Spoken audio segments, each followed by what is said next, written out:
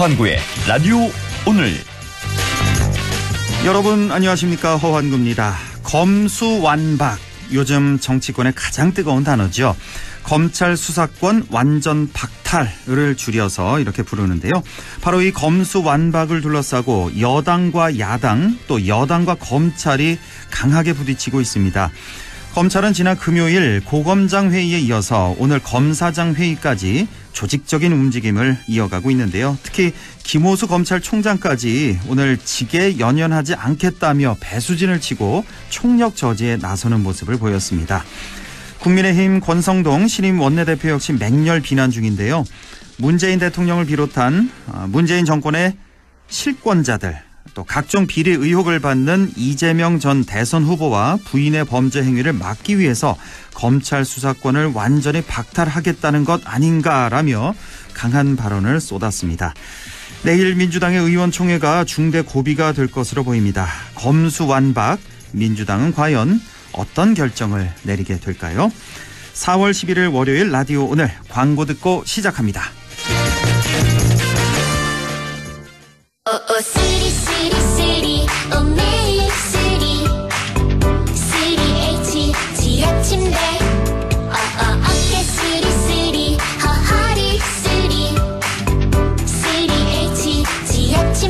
의료용 진동기는 3H 지압침대. 의료기기 광고 심의필. 역동적이면서도 우아하게, 기술은 미래적이지만 클래식의 품격을 잃고 싶지 않았던 전기 세단의 꿈, 불가능이었을까? 천만에 가장 화려하게 이루어지다. 메르세데스 벤츠 최상위 전기 세단, The New EQS. 자, 던졌습니다. 돌직구인가요? 이건 처음 보는 철직구네요. 돌직구보다 빠른 주문과 배송 속도, 눈앞에서 확 떨어지는 가격까지. 이 놀라운 선수가 누구죠? 국내 최초 온라인 철강직구 쇼핑몰 스틸 1번가. 말씀하신 순간 철직구 더 가네요. 스틸 1번가. 축하합니다. 한국자동차 전문기자협회와 한국자동차 기자협회 선정 올해의 픽업, 올해의 유틸리티 렉스턴 스포츠. 이관왕 기념 이벤트도 만나보세요. 1년간 월 1만 원만 납입하는 초기 부담 제로 할부부터 소상공인에게 큰 힘이 되는 10년 자동차세 특별 지원까지. 4월 쌍용자동차 전시장에서. 네, 라디오 오늘 월요일 순서 시작합니다. 1부 꼭 알아야 할 우리 지역의 뉴스 시원하게 정리해보는 시간이죠. 양승진의 슬기로운 뉴스 생활, 양승진 기자와 함께하겠고요. 2부 이슈 오늘에서는 6.1 지방선거가 다가오고 있는데요. 오늘부터 이번 선거 출마 후보자들 만나보겠습니다. 오늘은 잠시 후 권기창 안동시장 예비후보를 연결해서 얘기 나눠보겠습니다. 이어서 국립안동대학교 사학과 안상준 교수를 연결해서 안상준의 세상 읽기도 함께하겠습니다. 라디오 오늘 유튜브로도 다시 들으실 수 있습니다. 많은 애청 바랍니다.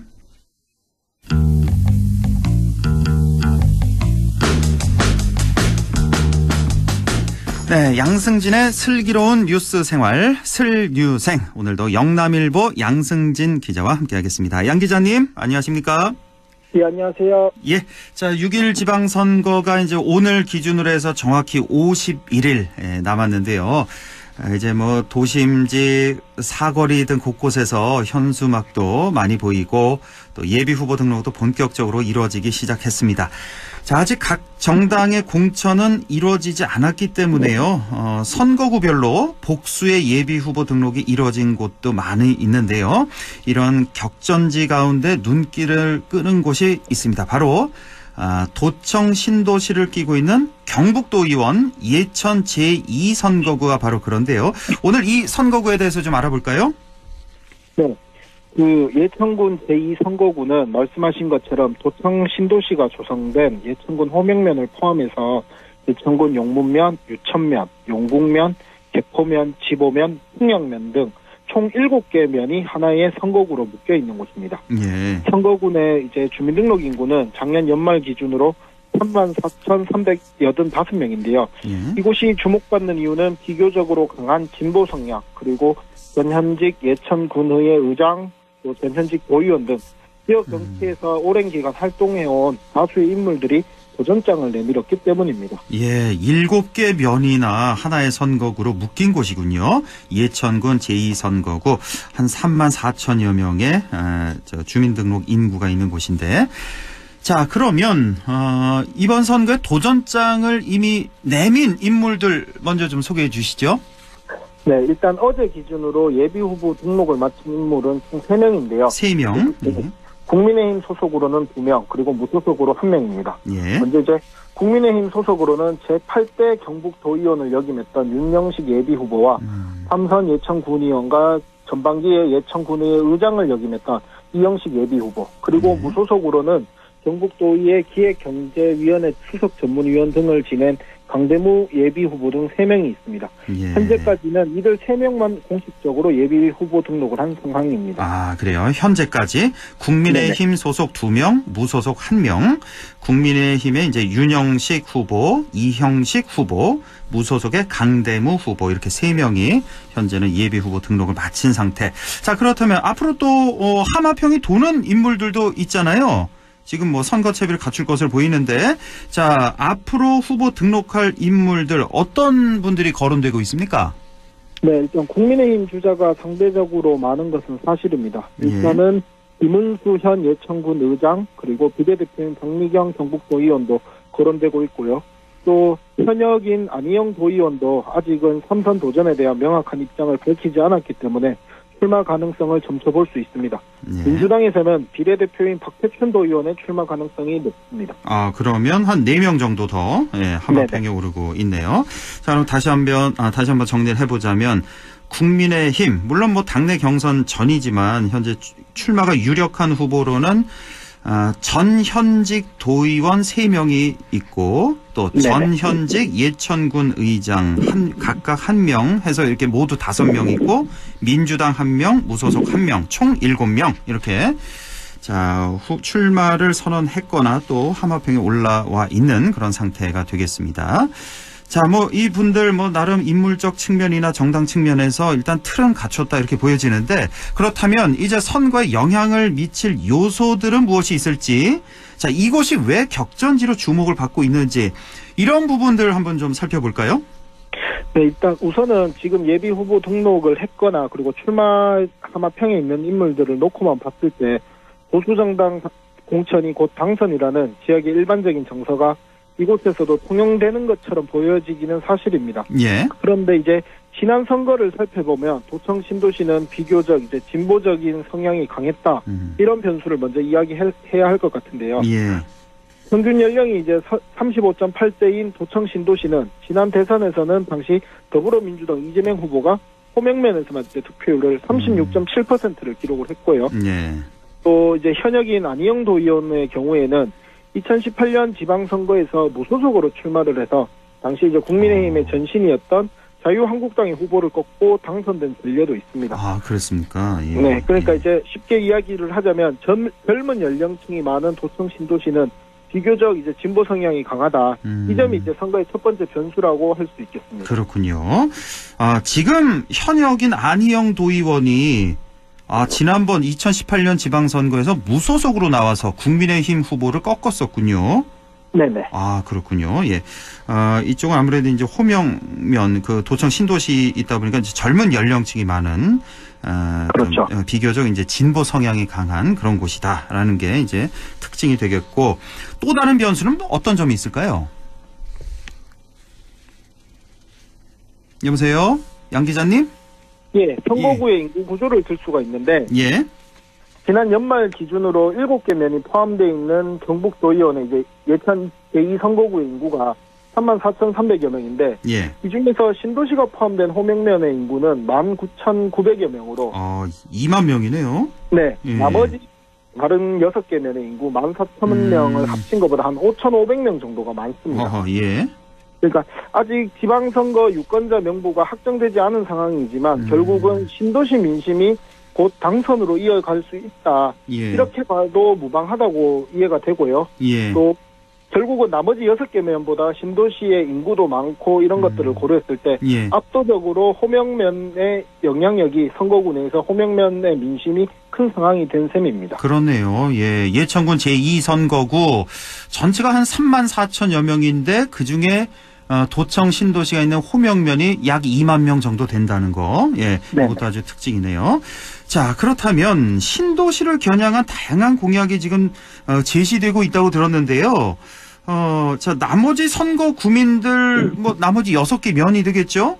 그쪽에 네. 계신 분들 좀 소외감도 좀 클 것 같고요. 어떻습니까?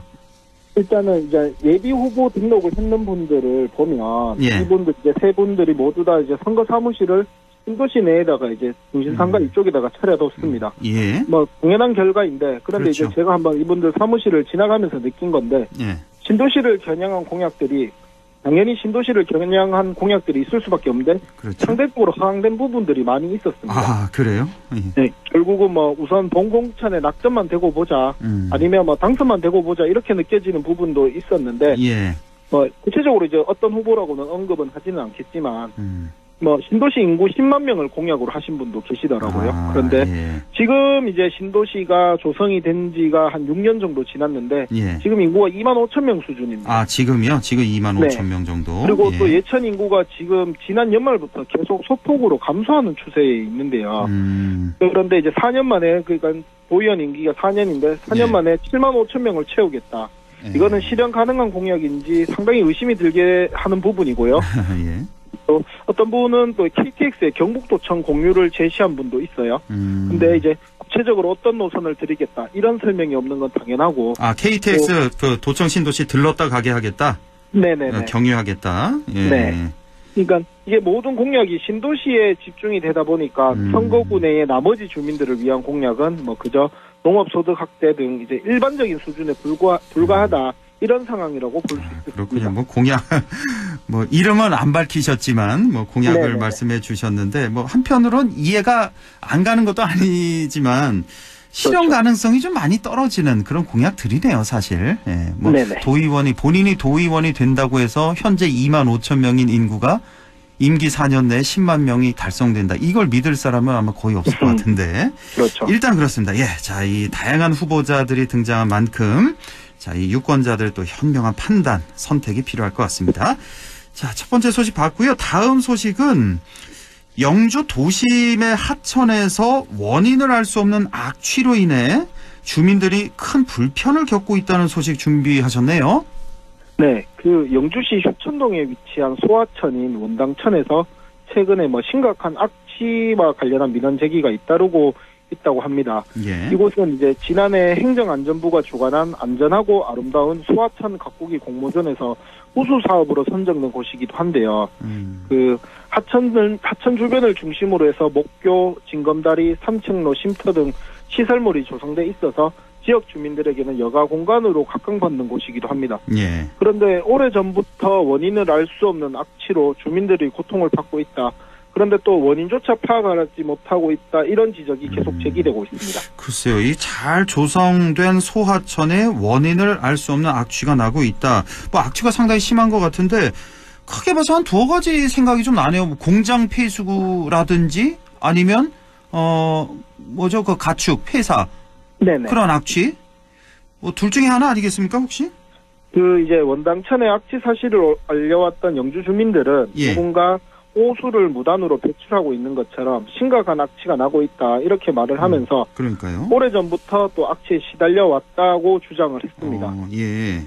그런데 이제 영주에서는 원당천뿐만 아니라 영주시 시가지를 관통하는 도심 하천인 서천둔치에서도 뭐 악취로 인한 민원 사고가 잇따라 발생한 적도 있고요. 예. 그리고 2017년과 2020년의 경우에는 수십 톤의 가축 분뇨가 이제 소하천으로 유출되면서 악취가 발생한 적도 있습니다. 그러니까 이 가축 분뇨. 예. 자, 그렇다면 이번 악취 원인도 혹시 가축 분뇨 배출과 좀 연관이 있는 거 아니냐? 좀 이렇게도 좀 보이네요. 그 아직까지 영주시가 뚜렷한 원인을 찾지를 못했는데요. 예. 그 가축 분뇨나 이제 농번기 퇴비를 비롯해 주변 공장이 의심스럽다, 공장 오폐수가 의심스럽다 이런 다양한 추측만 난무하고 있는 상황입니다. 예. 일단 영주시는 농번기인 만큼 밭에 퇴비 등을 뿌리면서 냄새가 많이 나고 있는 것으로 추측은 하는데 또 다른 악취 요인이 있는지에 대해서는 조사를 통해서 뭐 위반 사항을 적발해 나가기로 했습니다. 예. 그리고 앞으로는 도심 하천 악취와 관련해서 수질 개선 TF를 구성하고 악취의 원인이 되는 수질 악화 현상의 원인도 밝혀내서 대응 방안을 찾기로 했습니다. 예, 농번기에 퇴비라면은 그나마 좀 다행인데 다른 원인은 안 되겠습니다. 이 불법 배출 이거 영주시에서 좀 꼼꼼하게 좀 관리를 좀 해야겠네요. 자, 오늘 소식 여기까지 듣겠습니다. 영남일보 양승진 기자와 함께했습니다. 고맙습니다. 네, 감사합니다. 네, 라디오 오늘 잠시 후 2부에서 뵙겠습니다.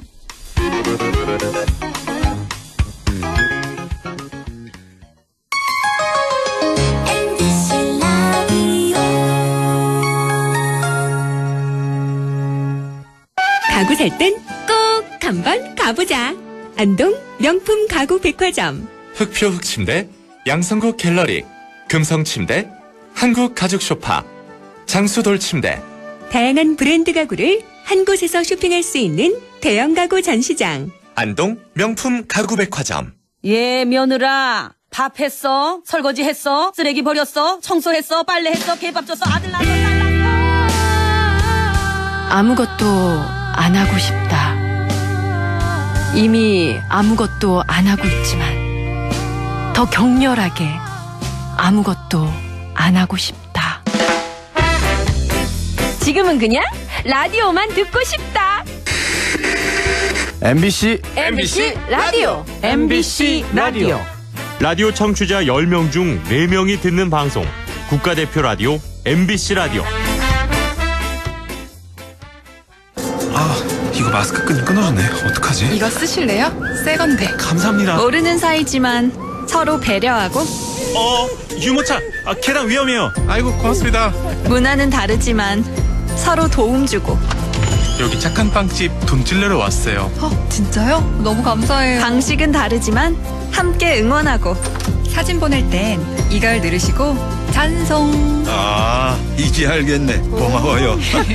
세대는 다르지만 소통을 이어가는 우리.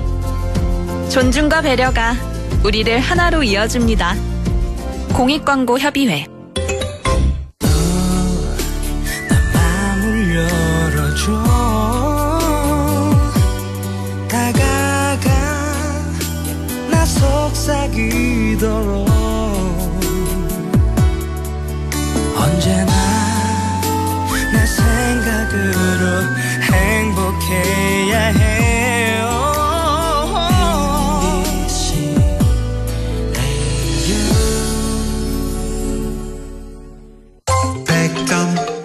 MBC 라디오.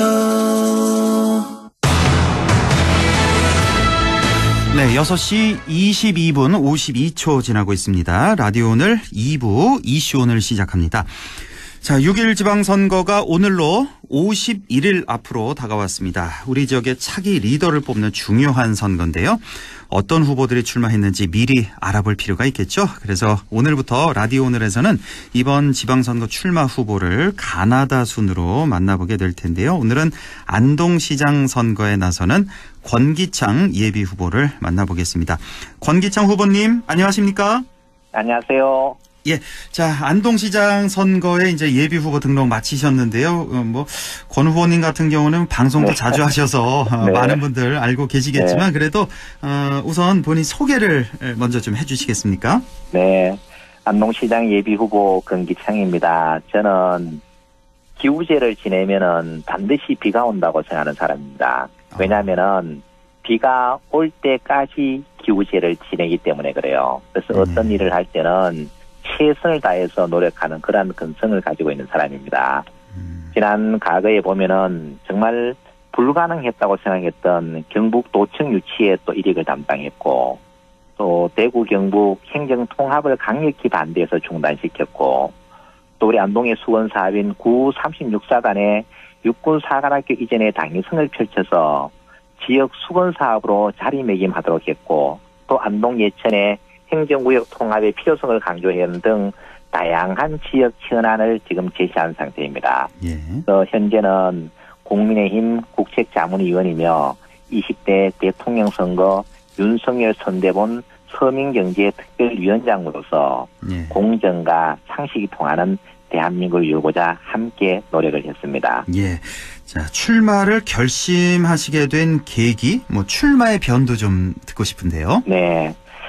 제가 평생 동안 연구한 결과를 지역 발전, 특히 안동 발전에 접목시켜서 지속 가능한 경상북도의 성장 거점 도시로 도약시켜서 역사의 평가를 받는 그러한 시장이 한번 되고 싶습니다. 지금 현재는 정말 안동은 위기입니다. 원도심은 공동화되어 가고 있고 또 소상공인과 자영업자들은 생존의 벼랑에 내몰리고 있는 상황입니다. 이러한 위기는 저는 곧 기회라고 봅니다. 위기의 강을 건널 수 있는 희망의 다리를 금기창이 만들려고 합니다. 그래서 변화와 혁신의 물결을 넘어서서 새로운 안동을 위한 세기를 열고자 출마를 하게 되었습니다. 새로운 안동을 위해서 정말 제대로 일하고 싶습니다.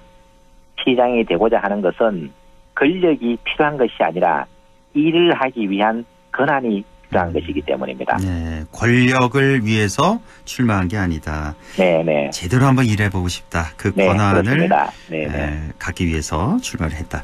자, 다른 후보들과 좀 차별화된 나만의 장점이 있다면 뭐가 있을까요? 선거 때가 되면은 대부분 사람들이 안동으로 이사 와서 출마를 하는 그런 사람이 아니라 한 번도 안동을 떠나본 적이 없는 안동 사람으로서 안동 발전을 위해서 평생 동안 연구를 했습니다. 그래서 안동에 대해서 가장 잘 안다는 것과 선택과 집중을 고려해서 문제를 해결하는 실천 의지와 균형 감각을 갖춘다는 것이죠. 특히 실무와 이론을 동시에 갖추고 있어 안동의 발전에 대한 다양한 전략을 가지고 있어서 지역의 현안이 무엇인지 또 시민은 어떤 시장을 원하는지 정확히 이해하고 해법을 갖고 있다는 것이 저만의 장점이라고 생각을 합니다. 선거 때만 되면 내려오는 그런 후보가 아니다라는 말씀을 해주셨는데 그렇습니다. 한 가지 좀 확인해 볼게요. 현재 그 국민의힘 그 예비 후보로 출마한 분이 4명, 그 권기창 5명이죠. 지난 금요일에 한 명이 더 내려왔죠. 네, 맞습니다. 네네. 아, 그분이 혹시 권용수 후보? 네, 맞습니다. 그렇죠? 네네. 그래서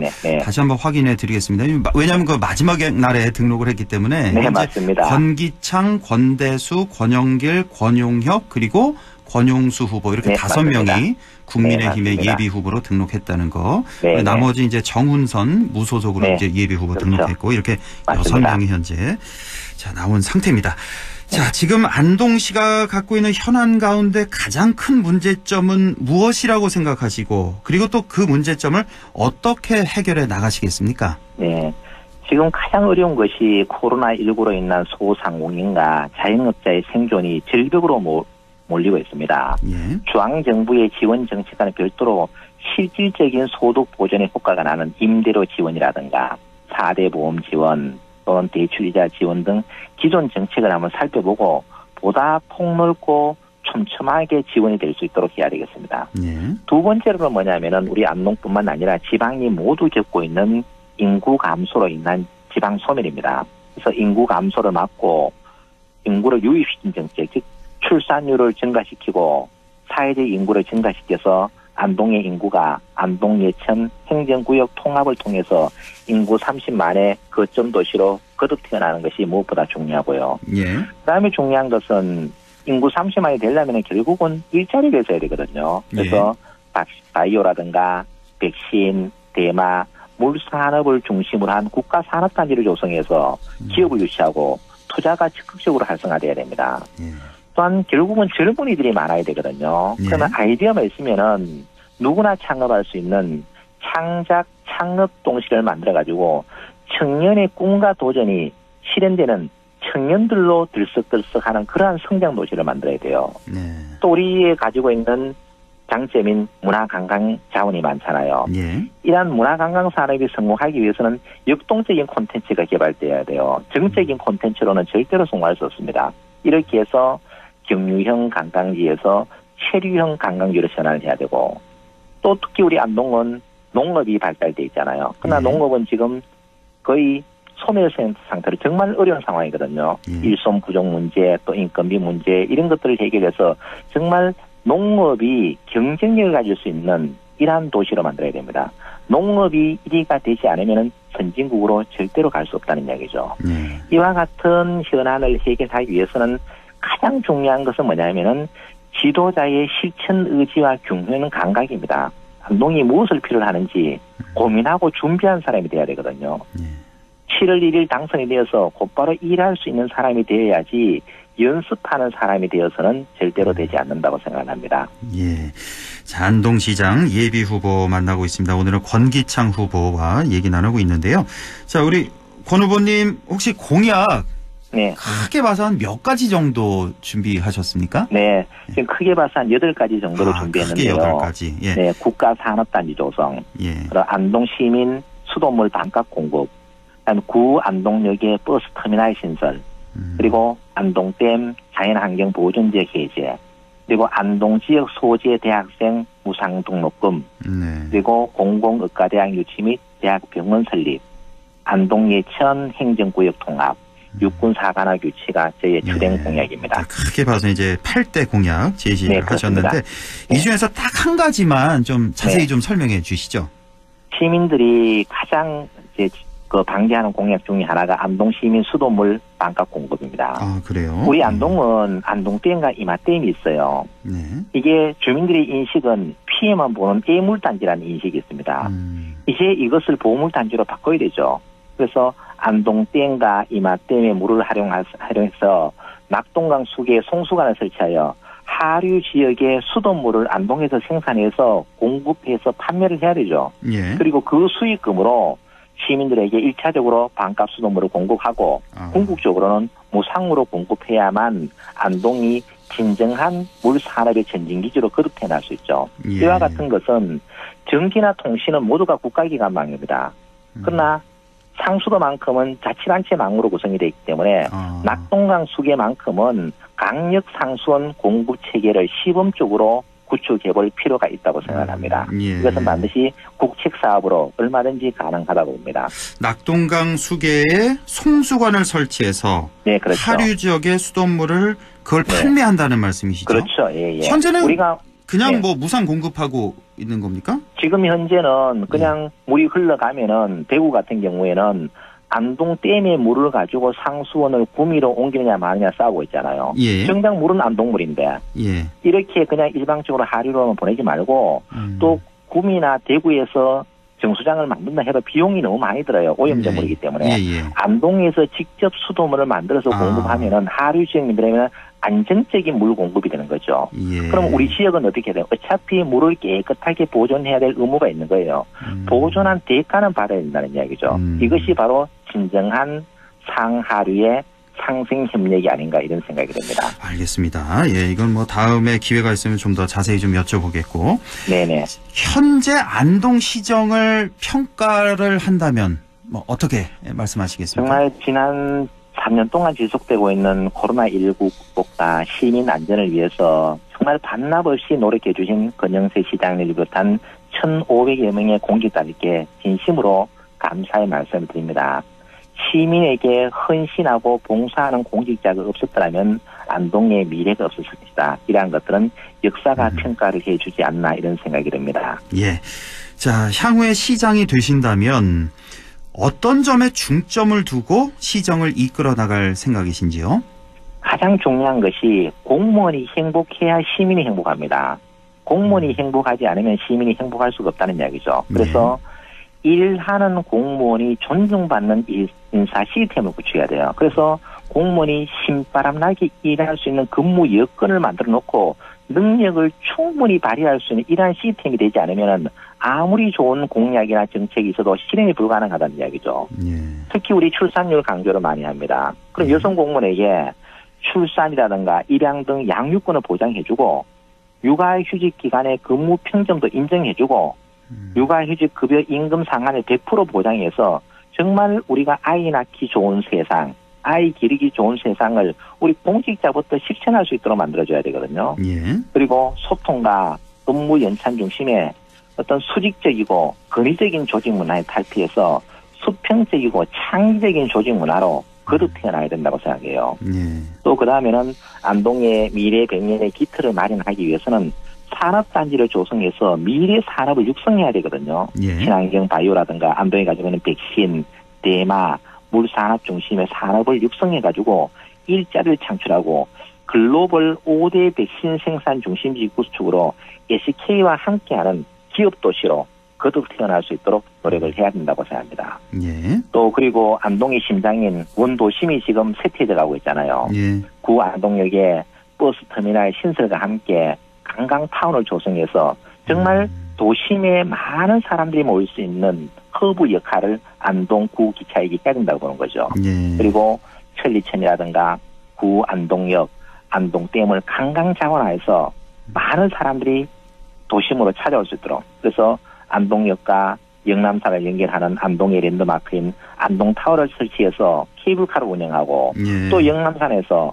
안동댐으로 찌인라인을 타고 간다든지 이러한 역동적인 콘텐츠를 개발해서 구 안동역, 영남산, 안동댐을 잇는 트라이앵글 관광 콘텐츠를 개발해서 관광객을 유입시켜야만 안동의 심장이, 즉 원도심이 다시 뛰게 될 거라고 봅니다. 그러니까요. 그 네네. 지역 말씀하신 뭐 안동역부터 해서 영남산 또 안동댐이 네. 있는 그렇죠. 이 지역이 앞으로는 확 바뀔 것 같아요. 그렇죠. 저는 예. 제가 시장에 당선되면은 예. 정말 개벽천지가 될 것 같아요. 아, 왜냐하면 그래요. 풍부한 자원이 있잖아요. 이 자원을 관광 콘텐츠로 활용하지 못하는 것이 너무나 안타까운 현실이죠. 그 중심에 또 인천각도 있다 보니까. 그렇죠. 네네. 그 옛 안동역 그 부지에 대해서 참 정말 많은 시민들이 별의별 생각들을 다 하고 계시는 그렇죠. 것 같습니다. 뭐 아파트를 지어야 된다는 분들도 많이 계시고 또 뭐 우리 테니스 고장 아니냐, 테니스 코트 지어야 된다는 분도 많이 계시고. 근데 우리 결국은 사람이 많이 모이는 그런 시설을 그래서 제가 이번에 공약을 한 것 중에 옹천역에서 운산역까지 폐선부지잖아요. 예. 이것을 국제 대회를 유치할 수 있는 마라톤 코스로 개발하자. 그래서 제가 강용조 선수를 모시고 자문을 받았어요. 아, 그래요? 이렇게 만들면 세계적인 코스가 된다. 그러면 마라톤만 하느냐? 트레킹도 할 수 있고 승마도 할 수 있고 자전거도 할 수 있고 복합 레저 스포츠 공간으로 완전히 탈바꿈하는 거죠. 예. 이러한 차별화된 시설이 있어야 사람들이 온다는 얘기죠. 그래서 안동이 스포츠 도시로 거듭 태어난과 동시에 스포츠 관광이 허브가 돼야 되죠. 결국은 사람이 와야만 안동에 살 수 있다는 이야기입니다. 그렇죠. 예. 뭐 아파트나 뭐 다른 뭐 공원 뭐 이런 거 등등보다는 이런 것도 뭐 있으면 좋겠지만 스포츠 관광 쪽에 그렇죠. 그쪽에 좀 네네. 중점을 두고 생각을 하고 계시는군요. 네네. 자, 이제 시간이 다 됐는데요. 정리할 겸 해서 지역민들 그리고 유권자들에게 마지막으로 당부하고 싶은 말씀 전해주시죠.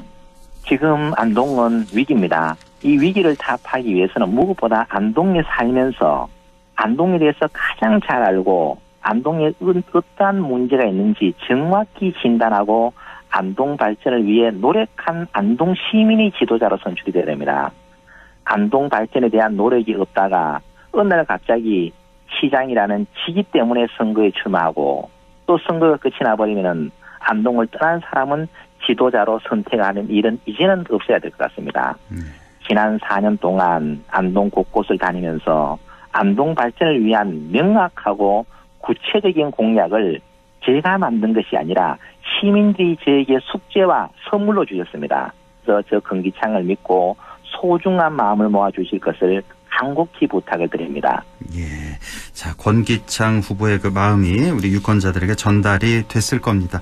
자, 이거는 좀 준비된 질문은 아닌데요. 네네. 오늘 그 윤석열 당선인이 안동 왔다 가셨잖아요. 네, 맞습니다. 네네. 혹시 만나보셨나요? 네네, 만났습니다. 아, 뭐 오늘 뭐 어떤 일 있었는지 말씀해 주실 윤석열 당선인이 정말 우리가 시대가 바뀌었던 공정과 상식이 통한 공정과 상식의 가장 기본은 약속입니다. 네. 윤석열 대통령이 후보 시절에 당선이 되면 첫 번째 안동을 방문하겠다 그랬어요. 그 약속을 지킨 겁니다. 아, 예. 이 작은 약속 하나가 공정과 상식의 가장 기본이 된다는 이야기죠. 이제 세상은 바뀌어져 가는 것 같아요.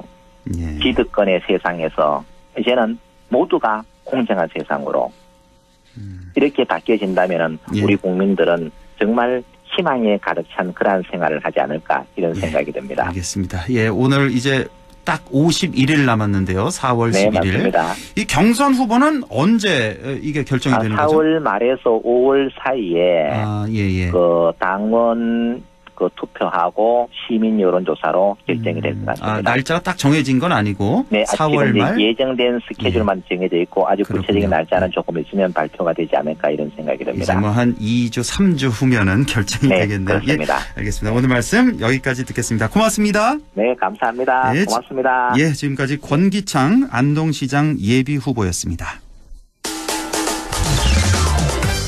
라디오 오늘에서는 청취자 여러분의 참여를 기다리고 있습니다.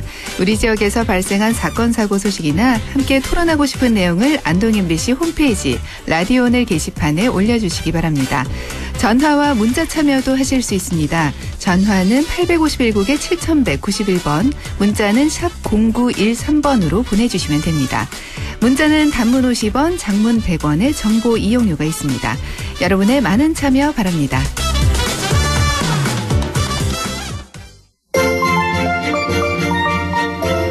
네, 안상준의 세상 읽기 시작합니다. 오늘도 국립안동대학교 사학과 안상준 교수와 함께하죠.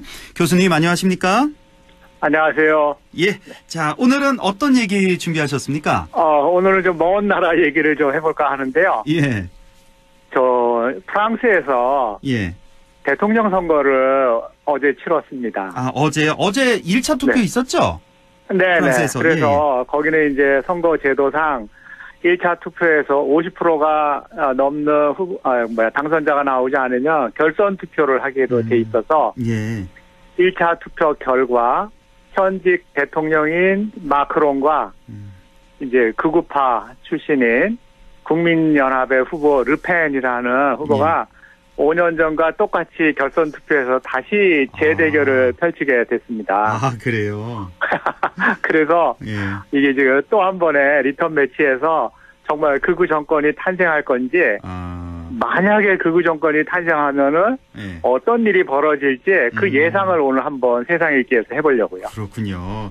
제가 뭐 프랑스 내부 사정은 전혀 모르거든요. 오늘 좀 네. 제대로 좀 배워보겠습니다. 그러니까 어제 바로 이제 프랑스 대선이 있었는데 여기서 이제 50% 이상 얻은 후보가 없었군요. 그래서 네, 이제 네. 마크롱이 1등 했고 현직 대통령 마크롱 1등, 그렇죠, 네. 2등을 이제 르펜이라는 극우 정치인. 네, 마린 르펜이라는 마린 여성 르펜. 후보인데. 아, 예. 여성 후보. 예. 네. 저는 여성 후보인지 남성 후보인지도 몰랐네요. 어쨌든 이제 1, 2등을 했네요. 그래서 네. 이 두 후보가 결선 투표를 하게 되겠습니다. 결선 네. 투표는 뭐 4월 24일 우리 네, 한 시간으로 2주 뒤에 한 2주 합니다. 후에 네. 하는 걸로 알고 있는데 네. 자, 네. 그러면 일단은 마린 르펜 후보 2등을 한 후보 이 후보가 극우 후보라면서요. 네. 그리고 마크롱 마크롱 대통령 같은 경우는 어디에 놓으면 되겠습니까? 뭐 진보, 우파라고 할 수 있습니다. 우파라고 할 수 있고 혹시 그러니까 뭐 중도 우파? 우파하고 극우파가 지금 대결하는 겁니다. 우파와 우파인 마크롱과 극우파인 르펜의 대결. 아 근데요. 보통 이제 우리 언론에서는 마크롱 후보를 중도로 넣는데 중도 후보는 따로 있습니다. 원래 전통적으로 프랑스의 중도는 중도 우파는 이제 저희 공화당이 있고 중도 좌파는 사회당이 있습니다. 아 그래요. 지금까지 1945년 전쟁 이후에는 이 두 당이 거의 대통령을 배출을 했는데 최근에 이제 이 급격한 정계 변화로 그 우파와 극우파가 대결하는 일이 지난번하고 이번에 두 번에 걸쳐서 이제 펼쳐지게 되는 겁니다. 아 근데요 교수님 제가 언뜻 좀 이해가 안 가는 게 네. 우파인 마크롱과 극우파인 르펜의 대결. 그러면 이거 정치 뭐 지형상 마크롱이 절대 유리한 지형 아닙니까? 이렇게 되면? 그렇죠. 그렇죠. 이제 그래서 보시면은 1차 투표 그러니까 5년 전에 대선 때 그 1차 투표에서는 별 차이가 없었어요. 1, 2등으로 올라갔는데 2차 투표에서는 이제 그 떨어진 후보들을 지지한 유권자들 표가 어디로 갈 거냐. 그러니까요. 그게 해서 66대 33으로 마크롱이 이겼거든요. 그렇게 큰 차이로 이겼군요. 네. 근데 이번에는 이제 리턴 매치를 하는데 그때처럼 큰 격차가 나지 않을 뿐만 아니라 지난 4월 8일 날 마지막 그 여론조사 때 나온 결선 투표의 예측 결과는 52대 48로 나왔어요. 아, 그렇게 접전입니까? 네, 네. 지난 선거에서는 66대 33이었는데 그건 이제 실제 결과고, 예. 이번에 이제 예측은 아주 근소하게 나온 거예요. 그래서 예. 진짜 극우 정권이 탄생할 가능성도 없지 않다는 게 지금 우려입니다. 아, 우려를 하고 계시는군요. 근데 얼핏 봐선 절대 가능하지 않을 얘기 같은데, 왜냐면 중도층도 있고 뭐 진보층도 있잖아요. 프랑스 국민들. 그 네. 국민들이 극우 후보를 선택하지는 않을 것 같은데. 그런데 현재는 비슷한 양상이다. 지지율이. 이게 지금 극우파가 이렇게 선전을 하기 시작한 게 벌써 오래됐습니다. 아, 그래요? 90년대 중반부터예요. 그렇습니까? 그 이전에는 극우파라 그러면은 이제 머리를 절레절레하고, 예를 들면 이제 극우파 그러면 우리가 제일 먼저 떠오르는 게 나치잖아요. 예. 예, 나치 전범에 이제 그 기억이 강하기 때문에 여기서 나치의 침략에서 벗어났던 프랑스 사람들에게는 극우 그러면은 엄청난 스트레스죠. 그래서 아예 이제 논의가 되지 않다가 이제 80년대 이후에 유럽 사회가 서서히 보수화되기 시작하면서 전반적으로 지금 우파 쪽이 강세를 보이다가 이제 점점 사람들의 삶이 어려워지면서 극우파에 대한 이 지지도 점점 늘어가는 겁니다. 아, 그렇게 변화됐군요. 이게 혹시 뭐 프랑스만의 변화입니까? 아니면 유럽 전반적으로? 아니죠. 이미 유럽 전반적인 상황이죠. 그렇군요. 그래서 얼마 전에도 제가 한번 방송에서 얘기했는데 독일 같은 경우에 독일을 위한 대안이라는 정당이 만든 지 한 10년 정도밖에 안 됐는데 지금 3당이에요. 아, 3위권을 10년밖에 안 된 정당이. 네. 그것도 요즘 좀 지지율이 빠져가지고 3등, 4등을 왔다 갔다 하는데 한 2, 3년 전까지만 해도 그 독일을 위한 대안은 엄청난 파괴력을 가지고 부상을 하다가 요즘 조금 주춤한 거예요. 예. 그렇군요. 근데 만약에 이제 이 르펜이 당선이 돼서 극우파가 됐다. 그러면 이제 독일의 극우파도 준동을 할 거고 이미 지금 여러 나라에서 극우파 정권이 들어서 있거든요. 예를 들면은 폴란드, 헝가리, 오스트리아, 저쪽 북유럽 쪽에도 지금 몇 나라가 있어요. 그래요. 예. 몰랐네요. 유럽이 이렇게 극우가 우파가 이렇게 득세를 하고 있군요. 네. 알겠습니다. 일단은 자, 그러면 지난 5년 전 대선에서는 이제 마크롱이 큰 표차로 결선 투표에서 이겼는데 이번에는 비슷할 것이다라는 뭐 52대 48 정도 비슷할 것이다. 앞으로 역전될 수도 있다라는 그런 여론조사까지 말씀을 해주셨는데, 자, 그러면 왜 이렇게 됐냐, 이런 상황이 됐나? 그 마크롱이 지난 5년 동안 좀 별로 국민 지지를 받지 못했나요? 아니죠. 마크롱은 사실은 이제 마크롱이 당선될 때 나이가 30대입니다. 그리고 이제 한 5년이 지난 이제 40대 초반이죠. 굉장히 이제 엘리트 출신으로서 화려하게 각광을 받으면서 나왔는데 이 사람의 정치적인 이력은 중도 좌파였던 사회당에서 이력을 쌓아요. 아, 원래는 중도 좌파였군요. 그런데 기본적으로 이 사람이 거기서 정치 이력은 쌓지만 그의 기본적인 성향은 신자유주의적 중도 보수예요. 아, 원래는 중도 보수. 그렇기 때문에 마크롱이 잡고 나서는 이제 사회민주주의적인 그런 정책들을 사회당이 했던 걸 다 이제 버리는 거예요. 그렇게 되니까 이제 사회적 약자들의 삶이 힘들어지게 됐죠. 그래서 무슨 혁신을 내세워가지고 이런저런 과거의 복지 정책, 사회민주적인 정책을 다 폐기하니까 이제 국민들이 노란 조끼를 입고 이제 파리 시위를 이제 시위를 하면서 5년 내내 지금 갈등을 벌였거든요. 그리고 이제 그 결과 실업률, 물가 상승, 또 게다가 이제 우리 코로나 이런 거에서 마크롱이 그렇게 잘했다는 소리를 듣지 못해요. 아, 그랬습니까? 네. 근데 이제 몰랐네요. 원체 중도 좌파나 중도 우파 공화당이나 사회당 쪽에서 걸출한 후보가 나오지 못하니까 대안이 마크롱밖에 없는 거예요. 프랑스 국민들로서는 이제 그런 상황에서 최근에 마크롱이 이제 맥킨지 스캔들이라 그래가지고 이 지금 뭐 연금 개혁이니 디지털 전환이니 이런 거를 미국 컨설팅 업체인 맥킨지에 어마어마한 돈을 주고 그거를 시켰다는 게 지금 나와요. 아, 이른바 맥킨지 스캔들이군요. 네. 그래서 그 민간 기업에 쏟아부은 돈이 1조 2천억이라 그래요. 그러니까 이제 이런 것들이 요 최근에 불거지면서 이렇게 지금 국민적인 지탄을 받게 되고 이러면서 이제 상대적으로 르펜이 이제 이런 반사 이익을 얻으면서 올라오는 것이죠. 이런 상황이군요. 네. 알겠습니다. 자, 그러면 이번에는 이제 르펜이 지난번에 당했던 그 아주 큰 점수차에 큰 표차에 패배는 당하지 않을 것이다. 현재로서는 비슷할 것이다. 이런 전망이 있는 거고요. 자, 그러면 만약에 정말 극우 정당의 르펜이 당선이 된다면 이건 뭐 프랑스는 물론이고 유럽 전체 아주 큰 변화, 큰 영향을 줄 수 있겠는데요. 그렇죠. 엄청난 충격과 영향을 줄 겁니다. 그렇겠네요. 제가 보기에는 이제 프랑스가 우리가 이제 프랑스 혁명이라는 아주 근대 거대한 정치 혁명을 거쳐서 민주주의라는 체제가 나오고 그 종주국으로서의 자존심이 있는데 이게 지금 이제 무너지게 생겼어요. 제가 보기에는.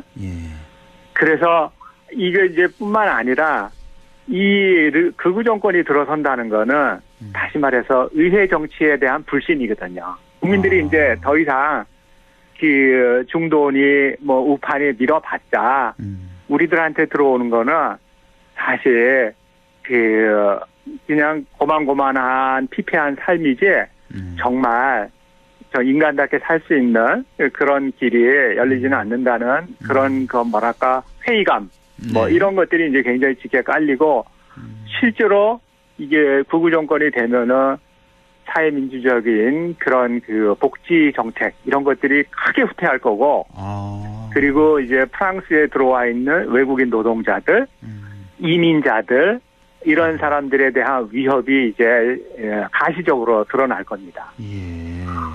그래서 유럽 사회가 굉장한 갈등을 이제 맞이하게 될 거고 더 나아가서 이제 큰 걱정은 르펜은 항상 지금까지 계속 얘기해온 게 자기는 당선되면 유럽연합을 깨겠다 그랬어요. 아, 그렇습니까? 네. 탈퇴하겠다, 유럽연합에서? 네.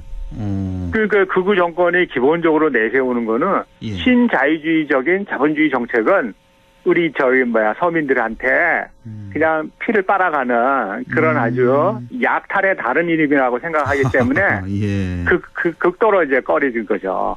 그래서 우리끼리, 우리 민족끼리 이제 이런 정서가 깔리게 되고 만약에 이게 실제로 프랑스가 EU를 탈퇴를 한다 그러면은 EU는 이제 붕괴되는 거거든요. 이제 뭐 독일 하나 남았네요. 그러면 중심축이. 그렇죠. 그래서 독일, 프랑스, 영국 세 나라가 떠받치고 있었는데 아시다시피 영국은 이미 탈퇴를 했고 여기에 프랑스가 만약에 탈퇴를 하게 되면 독일 혼자 그걸 어떻게 끌고 나가죠? 그렇죠. 그거는 어려운 얘기죠. 붕괴되겠네요. 더 이상 정말 유럽연합은 더 이상 연대를 기초로 한 그런 국제 단체라 그러니까 국제 회의라고 할 수가 없죠. 이유가. 그렇군요. 자, 그러면 뭐 이렇게 돼서는 안 되겠네요. 우리나라에도 영향 미칠 거 아니에요. 바람직하지 않은 방향이잖아요. 이런 게. 이거 바람직하지 않죠. 근데 이제 원래 이런 측면을 생각해야 돼요. 왜 프랑스 국민이 극우까지 가게 됐느냐. 그러네요. 극우 선택까지 가게 됐느냐. 그거는 중도까지도 지금 신자유주의에 물들어가지고 우리들을 대변하지 않고 신자유주의적인 자본가들의 입장을 대변한다는 게 지금 가장 큰 문제거든요. 그러면 이제 우리가 이 월스트리트를 기점으로 하는 이 세계 자본시장의 큰 손들이 지금 전 세계 경제를 좌지우지하면서 지금 2008년에 난 경제 위기가 지금까지도 계속 유지되면서 예. 전 세계가 저성장에 빠져 있고 금융위기에 빠져 있고 그리고 많은 나라들은 지금 IMF 구제금융이라든지 뭐 여러 가지 정치적인 힘든 이유 때문에 네. 아주 힘든 상황에 놓여 있거든요.